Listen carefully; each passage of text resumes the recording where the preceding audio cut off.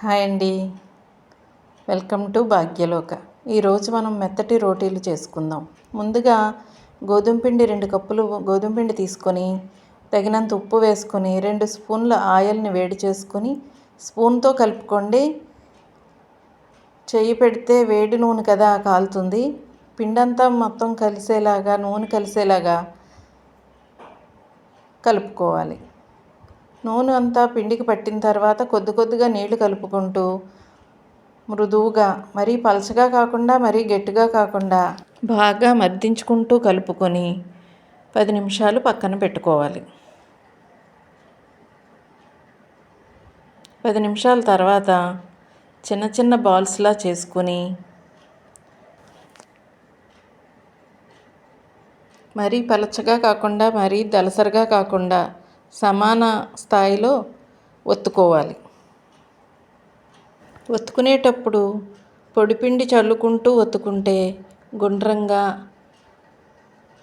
అంటుకోకుండా వస్తాయి.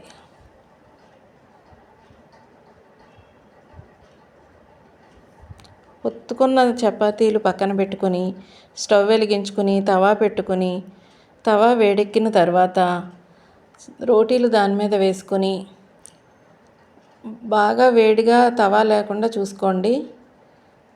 సమాన స్థాయిలో ఉండేలా చూసుకొని చిన్న చిన్న బబుల్స్ వచ్చే వరకు రోటీని కాల్చుకొని చిన్న చిన్న బబుల్స్ వచ్చిన తర్వాత గ్రిల్ మీదకి మార్చుకోండి.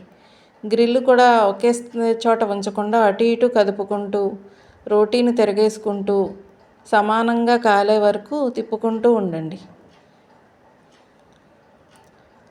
రోటీని ఒకే చోట ఉంచేసిన తవా వేడిగా ఉన్న రోటీలు అప్పడాల్లాగా గట్టిగా వస్తాయి. అటు ఇటు తిరగేసుకుంటూ కాల్చుకోవాలి. అప్పుడు రోటీలు మృదువుగా వస్తాయి. ఇలా కాల్చుకున్న రోటీలు మృదువుగా ఉంటాయి కాబట్టి చిన్నపిల్లలైనా పెద్దవాళ్ళైనా ఎంతో ఇష్టంగా తింటారు.